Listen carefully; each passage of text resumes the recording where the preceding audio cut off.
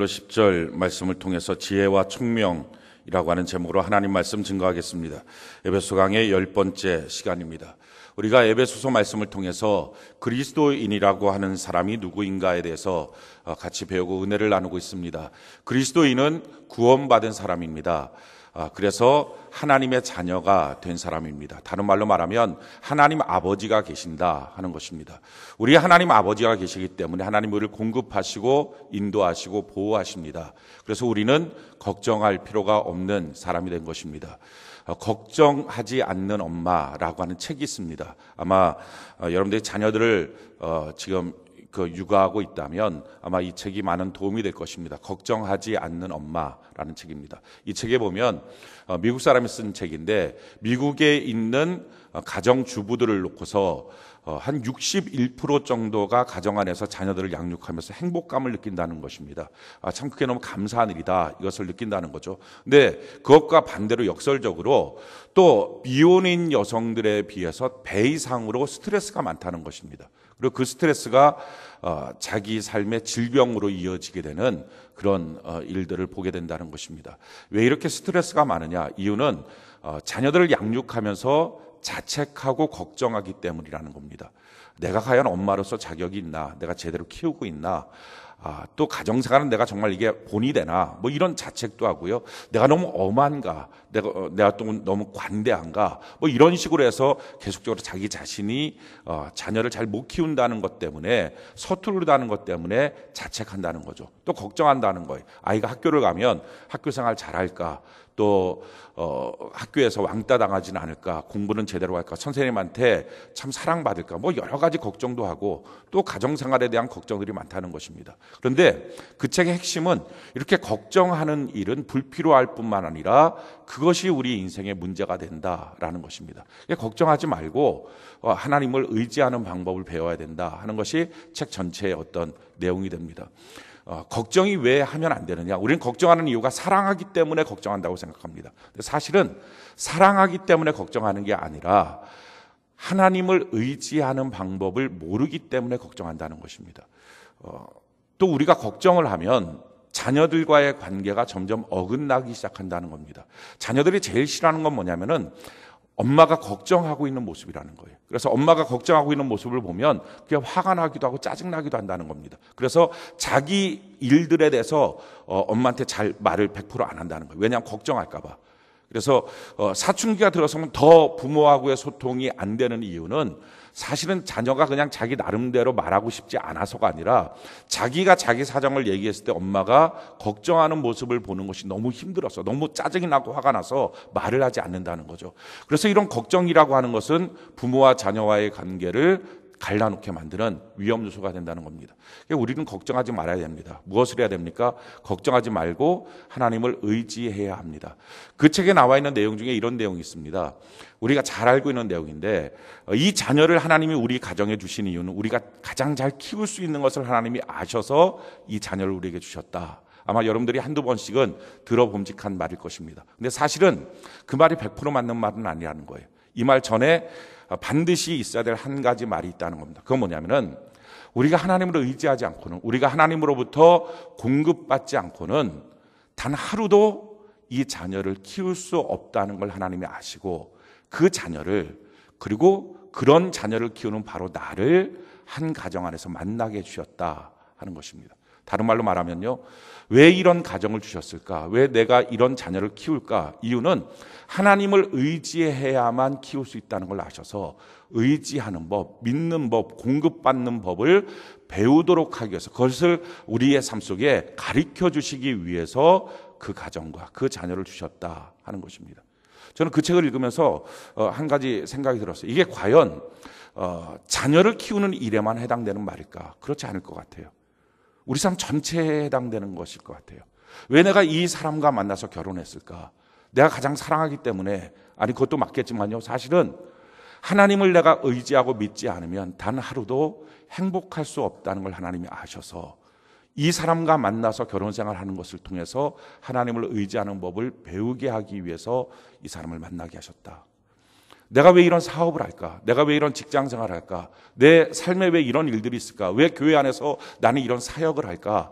하나님을 믿고 의지하는 것이 없다면 단 하루도 감당할 수 없다는 걸 하나님이 아시고 하나님을 의지하는 법을 가르쳐주기 위해서 그런 일들을 주셨다 하는 것입니다. 그리고 우리가 하나님을 의지하게 되면 참 놀라운 하나님의 역사를 그 안에서 최고의 어떤 영광스러운 모습들을 우리가 경험하게 될 것입니다. 분명한 것은 하나님이 우리에게 약속을 주셨어요. 무슨 약속을 주셨느냐? 이사야 41장 10절 우리 같이 한번 읽어볼까요? 이사야 41장 10절 같이 한번 목소리 시작. 두려워하지 말라. 내가 너와 함께함이라. 놀라지 말라. 나는 내 하나님이 됨이라. 내가 너를 굳세게 하리라. 참으로 너를 도와주리라. 참으로 나의 의로운 오른손으로 너를 붙들리라. 하나님 분명히 약속하십니다. 내가 너를 떠나지 않을 거다. 내가 너를 도와줄 거다. 내 손으로 너를 붙들어 줄 거다. 그래서 우리는 날마다 하나님을 의지하는 법을 배우고 하나님께 공급을 받아야 됩니다. 자, 이렇게 될 때 우리는 한 가지 분명한 고백을 하게 될 것입니다. 이와 같이 고백할 거예요. 빌립보서 4장 13절 우리 같이 한번 읽어볼까요? 시작. 내게 능력 주시는 자 안에서 내가 모든 것을 할 수 있느니라. 아멘. 분명한 사실은요, 우리 가정을 하나님 참 축복의 가정으로 만들어 주셨어요. 우리의 일터를, 우리의 인생을 참으로 놀라운 축복의 가정으로 만들어 주셨어요. 그런데 이것이 복다운 복이 되려면, 고통과 눈물이 없는 행복한 가정으로 만들어 가려면 그 전에 반드시 해야 될 게 뭡니까? 하나님을 의지하는 법을 배워야 돼요. 하나님을 믿고 하나님께로부터 공급받는 법을 배워야 돼요. 그래야만 우리의 눈이 사랑으로 바뀌어져요. 우리의 마음이 기쁨과 평강으로 바뀌어져요. 그래야만 내가 하는 사역에 있어서 감사와 감격이 항상 넘칠 수 있어요. 자, 그런 점에서 예수 믿는 사람, 구원받은 사람의 특권은 뭡니까? 바로 이 하나님 아버지가 계신 거예요. 공급하신 하나님. 그러니까 하나님 앞에 나가서 하나님 내가 주님을 의지합니다. 내가 주께 기도합니다. 하면 공급하시고 보호하시게 되겠죠. 근데 세상 사람들은 뭡니까? 이 하나님 아버지가 없어요. 그러니까 왜 살고 있습니까? 라고 물어보면 세상 사람들은요, 죽지 못해서 삽니다. 그게 정답이에요. 날마다 전쟁이에요. 그 가정이 행복할 줄 알고 꾸렸던 가정이 내 삶을 참 복되게 할 줄 알고 만들었던 사업장이 직장이 고통이에요. 그러니까 죽지 못해서 사는 것 맞아요. 근데 예수 믿는 사람들은요, 죽지 못해 사는 게 아니에요. 하나님의 공급이 있고, 할렐루야, 공급하시는 하나님 앞에서 모든 것을 할 수 있는 능력이 있는 줄로 믿습니다. 이 하나님 아버지를 만나고 그 하나님과 내가 동행하는 삶을 산다는 것, 이것이 예수 믿는 사람들에게 있어서 주어진 최고의 축복, 그리스도인의 능력인 것입니다. 우리가 이 축복을 어떻게 받았어요? 구원받음으로. 자, 이 구원이 어떻게 이루어집니까? 하나님의 선택을 통해서 이루어집니다. 이 하나님의 선택은요, 신비해요. 우리가 알 수가 없어요. 우리가 태어나기 전에, 아니, 창세전에 하나님이 선택하셨어요. 우리의 삶의 모든 것을 보시고 선택하셨대요. 그 선택하신 하나님, 우리는 알 수가 없습니다. 근데 그 선택하신 하나님은 하나님의 가장 좋은 때에 하나님의 백성들을 부르십니다. 그 부르신 곳이 뭐냐? 이게 교회예요. 그러니까 우리 신앙생활에 교회가 빠지고 나면요, 신앙이 아무것도 성립이 안 돼요. 그러니까 교회 없는 신앙생활, 나 혼자 신앙생활, 나 혼자 예수 믿어요. 아니요. 인정할 수가 없는 거예요. 왜? 하나님의 선택은 반드시 부르심. 그 부르심이 뭐예요? 교회. 그래, 교회가 에클레시아인데 원어로 부르심 받은 자들의 공동체입니다. 이 교회로 부르셔서 하나님은 하나님의 선택받은 백성들을 만들어 가십니다. 그게 하나님의 선택의 과정이에요. 구원의 과정이에요. 자, 부르심 받은 우리를 이 교회 안에서 무엇을 하십니까? 치유하시고요, 회복하시고 하나님의 군사처럼 우리를 훈련시키십니다.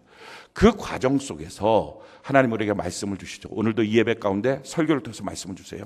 또 하나님은 우리 성경을 보게 하시고 그 성경 안에서 또 우리를 감동하시고, 성령 하나님의 감동이 있습니다. 이걸 통해서 하나님이 우리에게 주시는 건 뭡니까? 돌이키라는 거예요. 그 모든 과정을 통해서. 그래서 돌이키면 구원을 얻는 거고요, 아직 돌이키지 않았으면 아직 구원이 이루어지지 않은 것입니다. 자, 그러니까 예배당 안에 지금 모여있는 여러분들, 세종학교에 지체로 있는 여러분들에게 있어서는 분명한 한 가지 사실은 하나님의 선택을 받은 거예요. 그리고 하나님의 부르심을 받은 거예요. 그것은 분명한 사실입니다. 그런데 그런 상황 가운데 내가 하나님 앞으로 돌이켰으면 구원을 얻은 것이고요, 아직 돌이키지 않았다면 아직 구원은 얻지 못한 거예요. 교회를 나와도, 예수를 믿는다고 말해도, 예배를 드리고 찬양을 한다고 말해도 여전히 내 길이 중요한 거예요. 여전히 내 생각이 중요한 거예요. 그래서 내 생각을 고집으로 나타나서 그게 막 용해가 안 되니까 결국은 분노하고 미워하고 다투고 하나님의 말씀을 들으면서 의심하고 이 과정들이 막 있는 거예요. 또 내 자신이 너무 중요한 거예요. 그래서 내 자신이 예수께로 안 돌아가요. 그런데 이런 삶에서 내 길에서 주님의 길로, 내 생각에서 주님의 생각으로 나 자신에서 예수 그리스도께로 돌아가는 것. 그래서 나를 위하여 예수를 이용하는 자가 아니라 예수를 위하여 내 인생을 살기로 다짐하는 것. 이렇게 돌이키는 것. 이게 구원이에요. 그래서 왜 설교합니까? 돌이키도록 하기 위해서. 왜 성경을 읽습니까? 돌이키도록 하겠습니다. 내 길에서, 내 생각에서, 내 자신에서부터 돌이켜서 내가 이제 주님을 의지합니다. 내가 주님을 따라갑니다. 주님을 믿습니다. 자, 이걸 하기 위해서 오늘도 예배를 드리고 오늘도 교회가 있는 것입니다. 자, 이걸 돌이키면 구원받는 거예요. 돌이키지 않으면 아직 구원을 받지 못한 거예요. 그래서 이 돌이킴이라는 것은요, 누가 해주는 게 아니에요. 내 자신이 하는 겁니다. 하나님이 돌이킴의 귀한 역사가 있도록 하기 위해서 말씀을 주시죠. 설교도 하게 하고요. 또 성경도 보게 하고요. 성경의 감동도 있습니다. 또 그런 과정 속에 하나님이 하시는 또 하나의 특별한 은혜가 있어요. 그건 뭐냐면은 결핍이에요. 우리가 물질적으로 결핍될 때도 있고요. 관계 속에서도 갈등이 생길 때가 있어요. 또 마음이 공허해질 때도 있어요. 육신적으로 질병에 빠질 때가 있어요. 내가 교회를 다니는데, 내가 예수를 믿는데, 내가 예배를 드리는데 왜 내 삶은 이런 문제가 생길까? 사실은 그 이유는요, 그 결핍 속에서 하나님을 찾아보라는 것입니다. 성경에 보면 탕자의 비유가 있어요. 이 탕자가 아버지로부터 재산을 받아요. 그러면서 먼 곳으로 떠납니다. 그러고 나서 성경이 이렇게 말해요. 누가복음 15장 13절로 16절에 보면 그 후 며칠이 안 돼요. 둘째 아들이 재물을 다 모아가지고 먼 나라에 가 거기서 허랑방탕하여 그 재산을 낭비하더니 다 없앤 후 그 나라에 크게 흉년이 들어 그가 비로소 궁핍한지라 가서 그 나라 백성 중 한 사람에게 붙여 사니 그가 그를 들로 보내어 돼지를 치게 하였는데 그가 돼지 먹는 주염 열매로 배를 채우고자 하되 주는 자가 없었더라. 아버지를 떠났어요. 자, 떠난 그 사람이 허랑방탕합니다. 마침내 재산을 다 허비하고 난 다음에 흉년이 들었어요. 흉년이 들어서 그가 돼지 치는 일을 합니다. 이스라엘 백성들은요, 돼지는 부정한 짐승이라서 먹지도 않고 치지도 않고 보지도 않아요. 그런데 얼마나 먹고 살 일이 궁색했으면 돼지 치는 일을 합니다. 심지어는 그래도 먹을 길이 없으니까 돼지가 먹던 주염 열매조차 먹고자 하는데 그것조차 모자릅니다. 이렇게 결핍이 되는 거예요. 자, 이런 결핍이 있는 이유가 뭡니까? 그때 그 탕자가 생각을 해요. 아, 우리 아버지 집에는 풍성함이 있는데. 그래서 성경이 이렇게 말합니다. 누가복음 15장 17절에 이에 스스로 돌이켜 이르되 내 아버지에게는 양식이 풍족한 품꾼이 얼마나 많은가. 나는 여기서 줄여 죽는구나. 스스로 돌이켜서 이 길 말고 내가 아버지의 길로 가야 되겠구나. 하나님 아버지의 생각으로 내가 바뀌어야 되겠구나. 내 자신을 위하는 삶에서 예수를 위한 삶으로 바뀌어야 되겠구나. 스스로 돌이킨다는 거예요. 그래서 무엇을 합니까? 누가복음 15장 20절에 보니까 이에 일어나서 아버지께로 돌아가니라. 아직도 거리가 먼데 아버지가 그를 보고 측은히 여겨 달려가 목을 안고 입을 맞추니. 그랬더니 기다리시는 아버지 하나님이 계신 거예요. 사랑하는 성도 여러분, 우리가 교회를 다니는데, 예배를 드리는데 결핍이 찾아올 때가 있어요. 그때 사람들은 두 종류예요. 그 결핍 때문에 강팍해져요. 왜 교회 나왔는데 이런 문제가 생겨? 나 교회 안 가. 강팍해져요. 또 하나의 종류의 사람들은요, 이런 결핍이 찾아왔을 때 마음이 주님 앞에 녹기 시작해요. 자기 자신이 너무 옳다고 생각했던 그 생각에서 아니구나, 내가 주님을 의지해야 되겠구나 하고 주 앞에 무릎을 꿇기 시작해요. 사랑하는 성도 여러분, 저는 여러분들이 결핍이 찾아왔을 때 은혜 가운데 주님께로 돌이키는 하나님의 복이 있기를 바랍니다. 그걸 원해서 하나님이 우리의 인생 가운데 이런 결핍을 주시는 거예요. 자, 그래서 돌이키면 어떤 역사가 있습니까? 구원을 받는 것입니다. 자, 구원을 받게 되면 하나님이, 구원이 뭡니까? 예수 그리스도 밖에 있다가 예수 그리스도 안으로 들어가는 거예요. 그래서 하늘에 속한 모든 신령한 복을 우리가 누리기 시작하는 거예요. 그 하늘에 속한 모든 신령한 복이 뭐냐? 그것을 성경 크게 세 가지 부분으로 나누어서 우리에게 설명하고 있어요. 그 첫 번째가 지난주에 말씀드렸던 거예요. 죄 사함을 주십니다. 이 죄 사함이라고 하는 게 참 놀라운 거예요. 이 죄 사함을 어떻게 주셨습니까? 예수님의 생명을 지불하고 우리에게 주신 거예요. 그러니까 대충이 아니고요, 참으로 놀라운 거예요. 예수의 생명을 지불하고 내게 주신 선물, 구원받은 자에게 주신 선물, 이게 바로 죄사함이에요. 그래서 종교개혁자 루터는 이 죄사함은 자리 바꿈이다라고 말해요. 내가 예수님의 자리로 간 거고요, 예수님이 내 자리로 오신 거예요. 나의 죄 허물 다 짊어지고 내가 받아야 될 저주를 받고서 죽으신 거예요. 나는 근데 그 자리 바꿈이 되어서 예수께로 간 거예요. 이것을 죄사함이라고 말해요. 우리들은 흔히들 이 죄사함을 이렇게 생각해요. 내가 범죄했어요. 그러고 난 다음에 하나님께 나갔어요. 그때는 하나님이 알았어, 용서해 줄게. 이게 죄사함이라고 생각해요. 그러고서 또 우리가 약하니까 또 죄를 짓는 거예요. 또 죄를 짓는 거예요. 몇 번 회개하고 나면 우리 마음속에 야, 이렇게 자꾸 내가 똑같은 죄를 짓는데 하나님이 용서해 줄까? 안 해줄 거야. 그래서 죄책감이 느껴져요. 정죄감이 느껴져요. 그래갖고 막 힘들어해요. 근데 그게 아니에요. 죄사함이라고 하는 성경의 말은요, 예수의 생명을 주고 우리에게 주신 선물이니까 그렇게 알아서 한번 용서해 줄게 이런 차원이 아니고요, 우리 자체에서 죄라고 하는 카테고리가 없어져 버린 거예요. 이게 죄사함이에요. 자, 우리가 행위의 책에 이름이 기록되어 있었어요. 세상의 모든 사람은 행위의 책에 이름이 기록됩니다. 자, 행위의 책에 있을 때는 거기에 뭐가 기록이 돼요? 죄라고 하는 게 기록돼요. 우리가 지은 죄, 행위, 실수, 저주, 가난 이런 것들이 다 기록돼요. 근데 그 책에서 예수를 믿으면서 옮겨졌어요.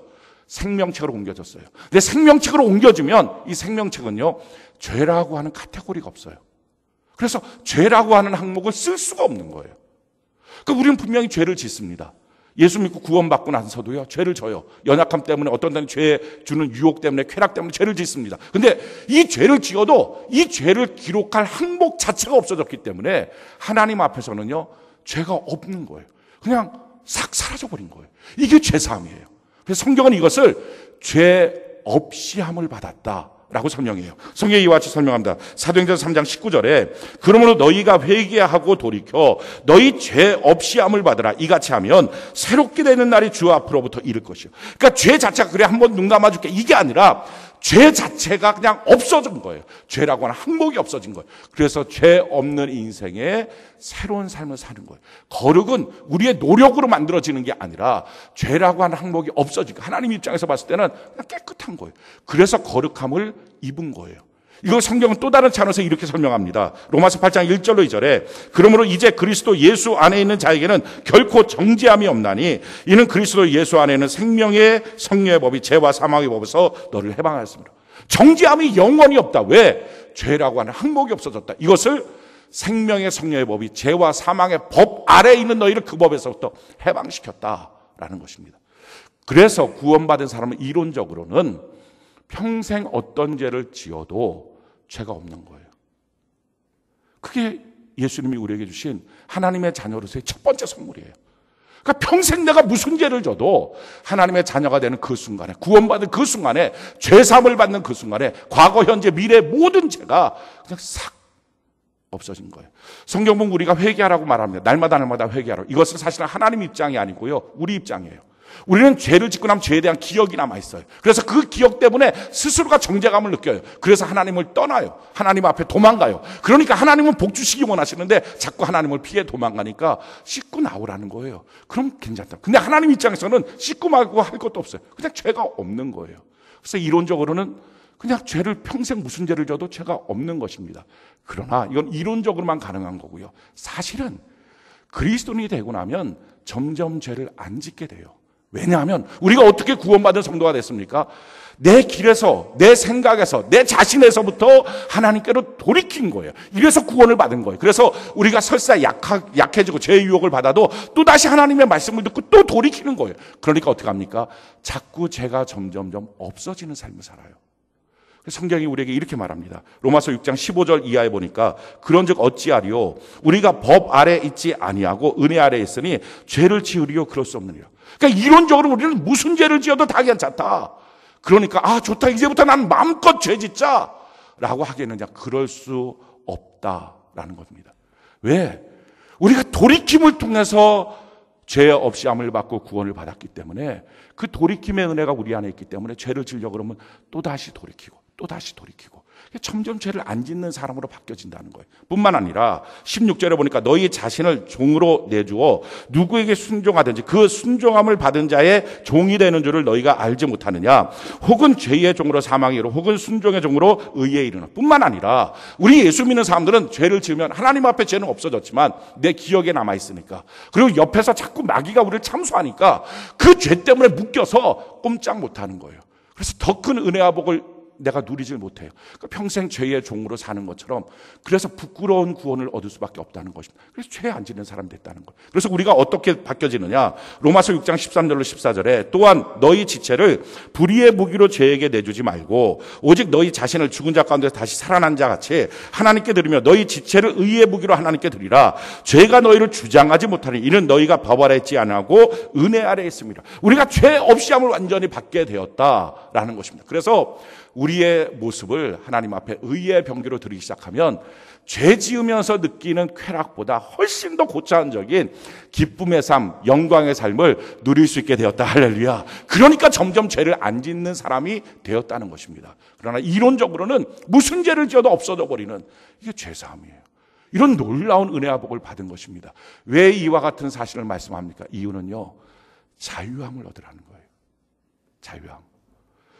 과거에 있었던 죄 때문에, 과거에 있었던 실수 때문에, 과거에 있었던 상처와 아픔 때문에 묶여서 여전히 저주, 가난, 질병에 그냥 거기에 사로잡혀 있지 말고 그 상처로부터, 그 죄로부터, 그 수치심으로부터 다 벗어나라는 거예요.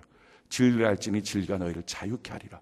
그래서요, 예수 믿는 사람은요, 구원받은 사람은요, 그 어떤 것에도 묶이지 않는 자유함을 얻은 거예요. 할렐루야. 과거는 끊어져 버린 거예요. 그리스도 안에 새로운 피조물로 바뀌어진 것입니다. 그래서 자신만만하게 당당하게 하나님의 자녀답게 구하고 찾고 누리면서 삶을 살라는 것입니다.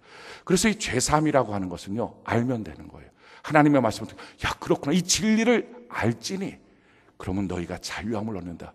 예수 안에서 정죄함이 없는 자유함을 얻는 은혜가 있기를 바랍니다. 그래서 우리 하나님은 내가 무엇인가를 해야 한 번씩 눈 감아주는 하나님이 아니라 처음부터, 예수 믿는 그 순간부터, 구원받은 그 순간부터 죄라고 하는 코드를 제거해 버리셔서 하나님과 우리가 언제든지 소통할 수 있는 존재로 만들어 주신 것입니다. 당당하게 기도하고 말씀 듣고 은혜를 누리는 복이 있기를 예수님 이름으로 축원합니다. 자, 두 번째, 구원받으면 주신 하나님의 놀라운 선물, 그 선물이 오늘 성경이 소개하고 있는 지혜와 총명이에요. 자, 오늘 8절 같이 한번 볼까요? 에베소서 1장 8절 우리 같이 한번 목소리 읽어봅시다. 시작. 이는 그가 모든 지혜와 총명을 우리에게 넘치게 하사. 자, 지혜와 총명을 우리에게 넘치게 주십니다. 이 지혜와 총명이라고 하는 것은, 지혜는 하나님의 뜻을 아는 거고, 총명은 내가 처해 있는 상황에 대해서 아는 것입니다. 통찰력이라고 말하죠. 근데 이걸 합쳐서 우리가 알기 쉬운 말로 바꾸면 이 지혜와 총명이라고 하는 말은요, 분별력이에요. 내가 이 말을 해야 될까 말아야 될까? 내가 이 행동을 해야 될까 말아야 될까? 내가 여기다 지금 도장을 찍어야 되나 말아야 되나? 우리 앞에는 너무 많은 선택이 있어요. 그런데 사실 이 분별력이 없다 보니까 할 말이 아닌데 말해서 평지풍파 일으키고 가정 안에 다툼이 일어나고, 할 행동이 아닌데 해서 결국은 거기에 묶이고 힘들게 되고, 그런 것들이 너무 많은 거예요. 그러니까 분별력이라고 하는 것은요, 하나님이 우리에게 예비하신 축복의 삶이 있거든요. 근데 그 축복의 삶을 사는 거예요. 근데 그 축복의 삶을 살기 위해서는 항상 우리 앞에 생명의 길이 있지만 사망의 길도 있어요. 축복의 길이 있지만 저주의 길도 있어요. 이걸 분별해야 됩니다. 그런데 문제는요, 이게 분별이 잘 안 되는 거예요. 사망의 길, 저주의 길, 이게 넓은 길이에요. 그래서 많은 사람들이 글로 가요. 그게 쉬운 길 같아요. 아, 그게 좋은 길 같아요. 그래서 그걸 선택해요. 근데 사실은 그 길이 아닌 거예요. 다른 사람이 봤을 때, 야, 너 왜 어렵게 살아? 너 왜 이렇게 힘들게 살아? 근데 그게 아니라 하나님 안에서 이 생명의 길, 축복의 길을 선택하면 그 안에 놀라운 복이 있다는 거예요. 근데 그것을 분별력을 통해서 우리가 봐야 된다는 거예요. 성경이 우리에게 이렇게 말합니다. 고린도전서 2장 9절로 10절에 기록된 바 하나님이 자기를 사랑하는 자들 위하여 예비하신 모든 것은 눈으로 보지 못하고 귀로 듣지 못하고 사람의 마음으로 생각하지도 못하였다 함과 같으니라. 오직 하나님이 성령으로 이것을 우리에게 보이셨으니 성령 모든 것 곧 하나님의 깊은 것까지도 통달하시니라. 그러니까 하나님이 우리에게 예비하신 참으로 놀라운 것들이 있는데 그 놀라운 것들을 날마다 바르게 선택할 수 있는 것, 그 말을 하는 것. 그래서 내가 말을 하면 분별력 있게 말을 하니까 그것이 사람들에게 위로가 되고 행복이 되고, 내가 무엇인가를 선택하면 그것이 분별력 있게 선택하니까 인생을 성공으로 이끌고, 이게 지혜와 총명이에요. 하나님이 이걸 우리에게 주시겠다. 누구에게? 구원받은 자녀에게 주시겠다라고 약속한 거예요. 그래서 이 지혜와 총명을 얻게 되면 어떤 일이 생기느냐? 잠언 3장 13절로 17절에 지혜를 얻는 자와 명철을 얻는 자는 복이 있나니 이는 지혜를 얻는 것이 은을 얻는 것보다 낫고 그 이익이 정금보다 나음이니라. 지혜는 진주보다 귀하니 내가 사모하는 모든 것으로도 이에 비교할 수 없도다. 그의 오른손에는 장수가 있고 그의 왼손에는 부귀가 있나니 그 길은 즐거운 길이요 그의 지름길은 다 평강이니라. 그러니까 하나님의 백성들에게 하나님 예비하신 것은 부유한 길이에요. 존귀한 길이에요. 평강의 길이에요. 근데 문제는 우리가 분별력을 상실하고 나면 그 길이 다 가시덤불인 거예요. 그 누가 우리의 인생을 그렇게 만들어 놓은 게 아니라 그 가만 보면 내가 잘못된 선택들을 한 거예요. 그 순간에 그냥 내가 잘못된 일들을 판단하고 말하고 그 선택 때문에 우리 인생의 고통들이 우리에게 다가오고 있다는 거예요. 근데 이 분별력을 받으면 우리 인생을 항상 성공으로, 부여로, 존귀로, 평강으로 이끌어갈 수 있다는 것입니다. 세상 전체를 보면 이 지혜는 크게 두 종류가 있어요. 하나님이 주시는 지혜가 있고요, 마귀가 주는 지혜가 있어요. 성경이 이렇게 말합니다. 야고보서 3장 13절로 18절에 너희 중에 지혜와 총명이 있는 자가 누구냐? 그는 선행으로 말미암아 지혜의 온유함으로 그 행함을 보일지니라. 그러나 너희 마음속에 독한 시기와 다툼이 있으면 자랑하지 말라. 진리를 거스려 거짓말하지 말라.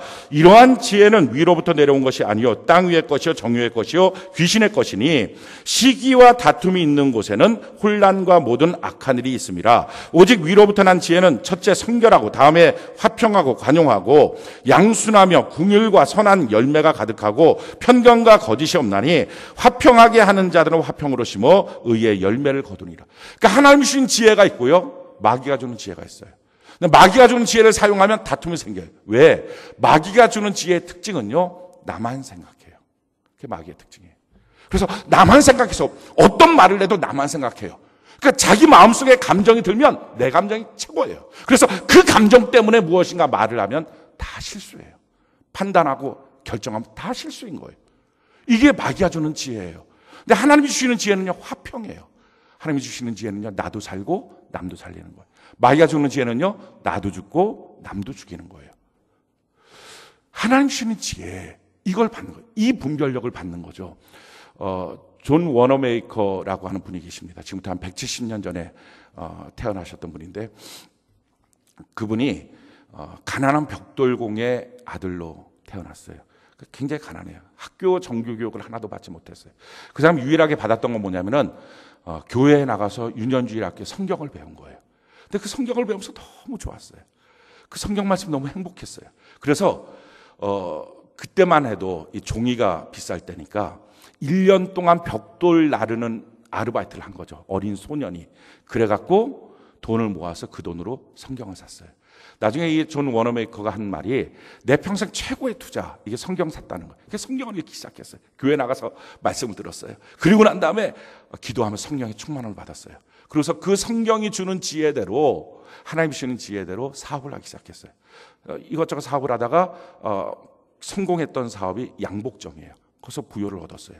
근데 그 부여를 얻고 난 다음에 그 사람 머릿속에, 야, 못하러 사람들이 이 가게 갔다가 또 저기 멀리 저 가게 갔다가 왜 이렇게 물건 사는데 힘들게 할까? 왜 동선을 다 흐트려 놨을까? 이걸 한 곳에 모아놓으면 어떨까? 그래서 큰 건물을 졌어요. 그리고 거기다 상가들을 다 입점시켰어요. 그게 전 세계 최초의 백화점이에요. 이 사람이 백화점을 만든 사람이에요. 그래서 거기다 기도실도 만들고 기도하게 했어요. 그 백화점을 만들어서 그때부터 곳곳에 백화점을 만들면서 굉장히 놀라운 부여를 하나님이 그에게 주셨어요. 근데 그 부여를 주실 때가 그가 무엇을 했냐면은 지금 우리도 아는 모토예요. 고객은 왕이다. 이게 그 사람이 만든 거예요.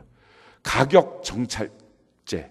이게 그 사람이 만든. 괜히 씨름하지 말고 내가 속는 것 같다 이런 느낌 안 들게 딱 가격 이겁니다. 받을 가격 얘기하고 살 거 확인하면 사는 거고요. 그리고 평생 직장이라고 하는 단어를 그 사람이 썼어요. 그리고 직원들에게 월급을 많이 주면 이 사람들이 행복해지고 그러면 직장도 더 좋을 것이다. 그래서 가능하면 직원들에게 월급을 많이 주는 복지 정책을 했어요. 그러니까 현대 지금 하고 있는 것들을 다 한 거예요. 근데 그걸 통해서 어떻게 됐냐? 그 사람이 많은 사람들을 이 사업을 통해서 돈을 벌게 만들어줘야지. 그래서 직원으로 채용을 했어요. 10만 명을 채용을 했어요. 그리고 참 놀라운 복을 얻었어요. 그 복을 얻은 걸 갖고서 뭘 했느냐? YMCA 건물을 짓기 시작했어요. 우리나라 서울에 있는 최초의 YMCA 건물도 이 사람의 헌금으로 지어진 거예요. 근데 그 사람이 왜 이런 놀라운 일들을 했느냐? 붙들었던 하나님 주셨던 지혜의 말씀이 한 가지예요. 이 말씀을 갖고 했던 거죠. 잠언 11장 25절에 보면 구제를 좋아하는 자는 풍족하여질 것이요 남을 윤택하게 하는 자는 자기도 윤택하여지리라. 그러니까 그가 사업할 때 모든 관점이 어떻게 하면 다른 사람을 윤택하게 할까? 어떻게 하면 나를 찾아오는 고객들을 왕처럼 모실까? 어떻게 하면 나와 같이 일하는 직원들을 최고로 만들어줄까? 그러다 보니까요, 그들을 윤택하게 하다 보니까 자기가 윤택해진 거예요. 아무런 학교 교육이 없는 사람이에요. 근데 성경을 통해서, 교회를 통해서 하나님의 지혜를 받았어요. 그랬더니 선택하는 모든 것들이 형통이에요. 선택하는 모든 것들이 재물이에요. 부여예요. 나중에 이 사람이 너무 지혜로운 사람이니까 대통령, 해리슨 대통령인데 이 대통령이 그를 최신부 장관으로 불렀어요. 최신부의 그 우정에 관련된 모든 정책들을 감당하라. 근데 이 사람이 조건을 내걸었어요. 저는 주일 성수해야 됩니다. 두 번째, 교회학교 교사해야 됩니다. 왜냐하면 내가 이 놀라운 지혜를 교회학교 어렸을 때 나가서 배웠거든요. 그래서 나는 이 다음 세대들에게 하나님의 지혜를 가르쳐줘야 되겠습니다. 그 두 가지 조건을 걸었어요. 그랬더니 그 두 가지 조건으로 들어오게 했어요. 11년 동안 한 거예요. 정권이 바뀌어도 최신부 장관을 바꾸질 않았던 거예요. 요셉 같은 사람. 무엇으로요? 학교 교육이 아니었고요. 어떤 재능이 아니었고요. 하나님 주신 지혜로 이 놀라운 것들을 얻은 거예요. 하나님은요, 우리에게 이 분별력을 주기를 원하세요. 그래서 우리를 탁월한 인생을 삼기를 원하세요. 할렐루야. 그래서 우리 때문에 다른 사람들이 다 혜택을 보고 우리 때문에 복을 받기를 원하시는 거예요. 우리의 사업장이 번성해지고 우리의 가정이 화목해지고 우리의 삶의 모든 것들이 형통해지고 평강이 있고 이걸 하나님은 분별력을 통해서 우리에게 주시기를 원하신다는 거예요. 또 한 가지, 이 지혜 분별력을 통해서 하나님은 다른 사람들을 예수께로 인도하기를 원하세요. 자, 성경을 보니까요, 9절, 10절 우리 같이 한번 볼까요? 에베소 1장 9절, 10절 우리 같이 한번 한 목소리 읽어봅시다. 시작.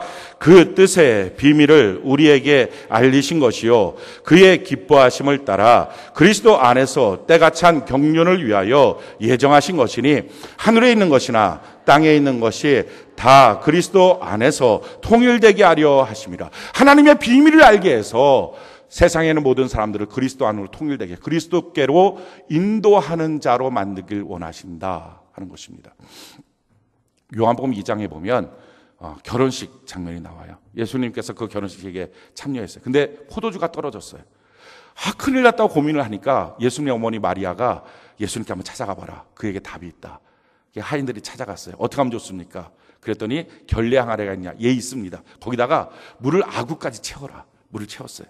그런 다음에 이걸 떠다가 연회장한테 갖다 줘라. 갖다 줬어요. 자, 그랬더니요, 너무 좋은 포도주가 된 거예요. 다 기뻐했어요. 그 성경이 이렇게 표현하고 있어요. 요한복음 2장 9절 10절에 연회장은 물로 된 포도주를 맛보고도 어디서 났는지 알지 못하되 물도는 하인들은 알더라. 연회장이 신랑을 불러 말하되 사람마다 먼저 좋은 포도주를 내고 취한 후에 낮은 것을 내거늘 그대는 지금까지 좋은 포도주를 두었도다 하니라. 주변 사람들이 야, 이 좋은 포도주가 있었구나. 너무 좋다. 막 즐기고 행복했어요. 근데 그것이 어디서 났는지 몰랐어요. 하인들은 알았어요. 예수님이 결례항아리에 물 채우라 그래서 다 채우니까 물 떠다 줘라.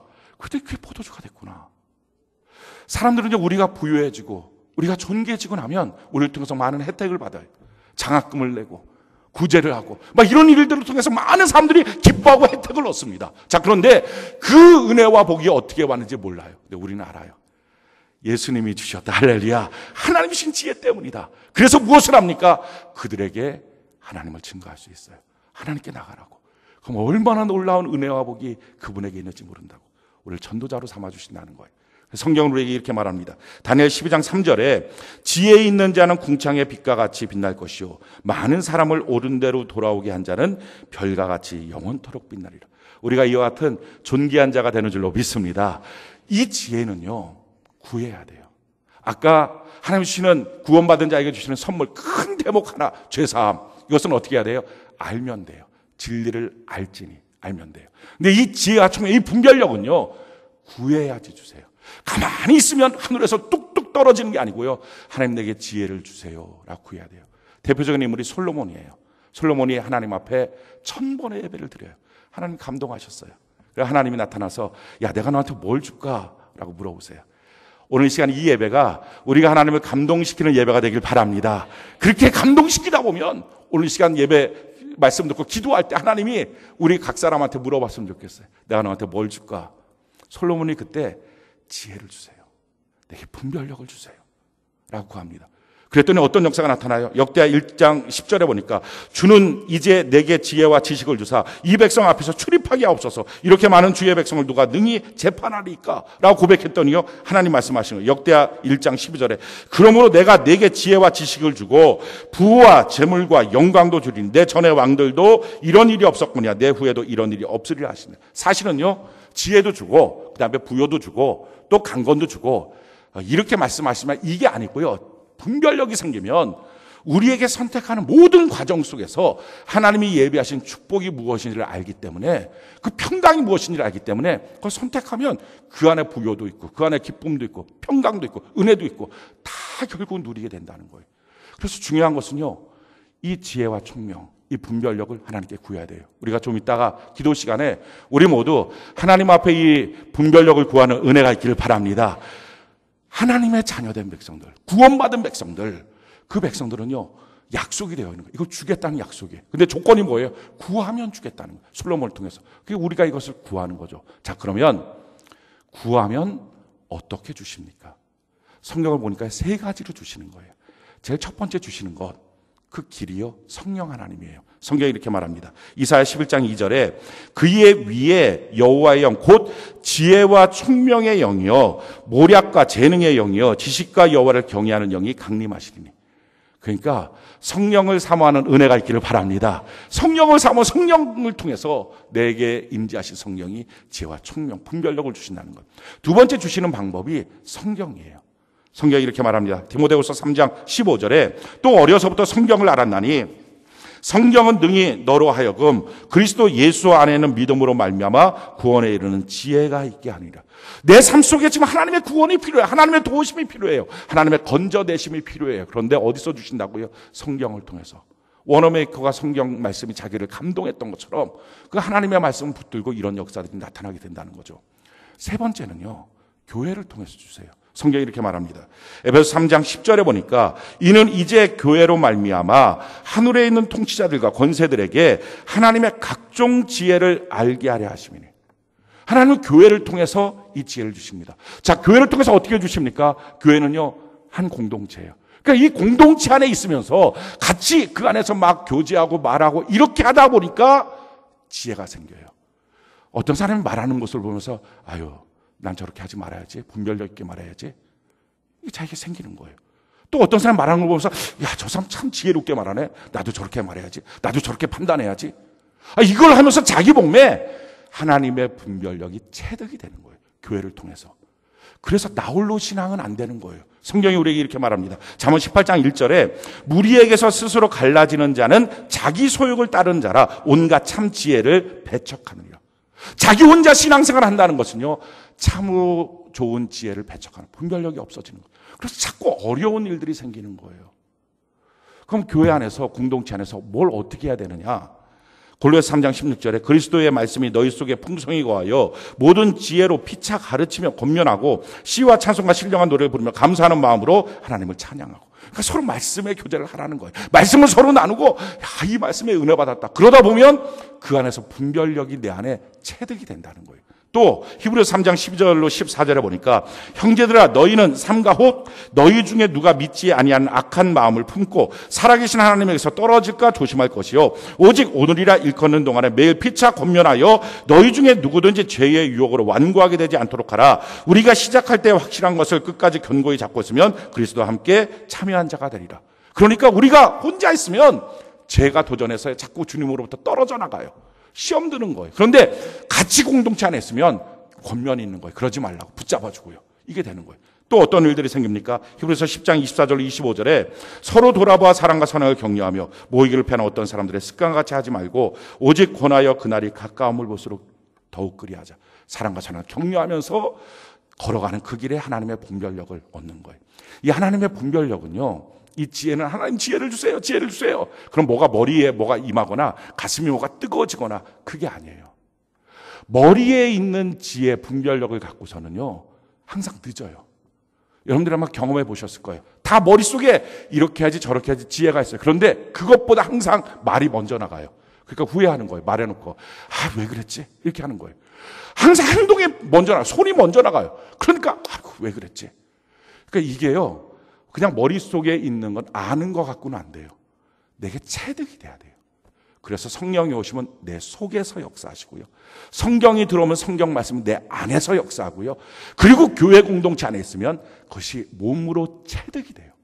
그 연습과 훈련 과정을 통해서, 그 체득됨을 통해서 결국은 내 삶에 하나님 주신 지혜가 막 드러나기 시작하는 거예요. 오늘 오후부터 우리 셀레베 드립니다. 왜 주일날 셀레베를 드릴까? 지혜로워지라고. 사랑하는 성도 여러분, 여러분들의 인생을 놓고 기도하시잖아요. 하나님, 내 가정에, 내 자녀에게, 내 사업장에, 내 삶에 이렇게 물질을 주세요. 부유하게 해주세요. 내 자녀가 잘 되게 해주세요. 근데 사실 그 모든 것들은요, 하나님이 다 예비하신 거예요. 없을까요? 하나님의 계획 속에 나한테 복 주는 게 풍성하게 있죠. 근데 문제는 뭐예요? 다 내게 복 주려고 주시는 모든 사건 앞에 우리는 너무 세상 사람처럼 선택해요. 너무 예수 안 믿는 사람처럼 선택해요. 아니, 너무 내가 살았던 습관대로 선택해요. 그러다 보니까요, 그 기회를 자꾸 놓쳐버려요. 내 화나는 분노대로 선택해요. 내 감정대로 선택해요. 그러니까 이게 아니고요, 우리가 정말 그 길에서 하나님 주신 놀라운 부여와 평강과 능력과 존귀를 얻으려면 하나님의 방법대로 선택할 수 있는 이 분별력이 우리 안에 체득이 돼야 돼요. 그래서 내 말보다 더 빠른 몸으로 느껴진 분별력이 나와야 되고요. 그 행동에서 분별력이 먼저 움직여져야 돼요. 그럴 때부터 우리의 삶에 참 놀라운 일들이 생겨요. 보십시오. 솔로몬이 지혜와 총명을 하나님께 구했어요. 하나님 주셨어요. 근데 주신 그것이 어떻게 드러납니까? 재판이 있어요.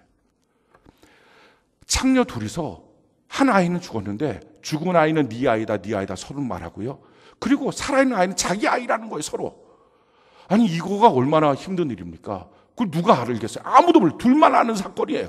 근데 지금 그 사건을요, 어떻게 재판을 하는가를 온 백성이 보고 있어요. 내가 잘못 선택하면 솔로몬은 왕적 권위를 상실해요. 그다음부터 말이 통하지 않겠죠. 근데 사실 여기서 기가 막힌 지혜를 발휘해서 분별력으로 선택하면 솔로몬이 왕으로 딱 세워지는 거예요. 그리고 권세가 세워지니까 그다음부터는 통치가 제대로 이루어지겠죠. 권위가 세워지니까. 근데 하나님이 주신 지혜를 갖고요, 그냥 처음에는 불쌍해 보이는 사람한테 주려고 하지 않겠어요? 근데 안 그랬어요. 도리어 정반대를 해요. 사람들이 잘 선택하지 않은 거. 야, 그 아이 반으로 칼로 잘라버려라. 아니, 이렇게 독한 왕이 어디 있습니까 지금? 그런데 그냥 칼로 잘라버리라는 거예요. 그 누가 선택하겠어요, 그런 말을? 야, 누가 말이 오냐? 눈물의 양을 재서 누구한테 줘라. 이렇게 할 것 같은데, 불쌍한 사람, 우는 사람, 더 크게 우는 사람. 근데 그게 아니었어요. 반 잘라버려라. 근데 거기서 분별이 됐어요. 제 아이 아니에요. 저 사람한테 주세요. 그게 진짜 엄마다. 우리도 마찬가지예요. 오늘 지혜와 총명을 구하면, 분별력을 구하면요, 하나님은 우리 앞에 분별할 수 있는 사건을 주겠죠.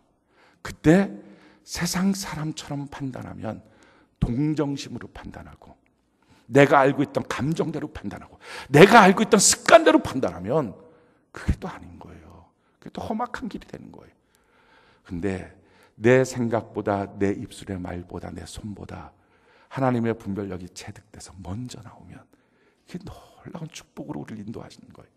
우리의 인생길은요, 참 놀라운 하나님의 복이 있어요. 저는 여러분들이 이 모든 복을 받고 누리고 다른 사람을 나눠주고 그들을 예수께로 인도하는 거룩한 백성 되는 은혜가 있기를 바랍니다. 이 분별력을 구하고 그 분별력을 받는 성령을 사모하고 말씀 보고 교회 공동체 안에서 서로 부대끼면서 어떤 사람을 보면서는 아유, 그러면서 자기가 체득되고, 또 어떤 사람 보면서 야 하면서 또 체득되고, 이 과정을 통해서 우리에게 주어진 모든 사건 속에 하나님 주신 부여와 강성함이 있는 은혜가 있기를 예수님 이름으로 축원합니다.